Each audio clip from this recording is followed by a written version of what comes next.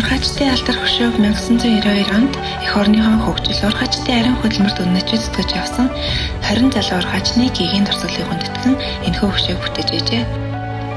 Налаатургийн соёлын ордны нь анх 1959 онд зөвлөлт холбоо тусын зураг төслөөр хэддэн барилгачид бүтээн байгуулж байжээ. Тухайн үед Налаахын соёлын ордон нэртэйгээр үүд хаалга нээж эхлүүлж ирсэн байна. Анхны бүгд найрамдах Монгол Ард улсын хөдөлмөрийн баатар цуглыг 1957 онд Налаахын уурхайн бэхлэгч малтагч Даваажов хүртжээ.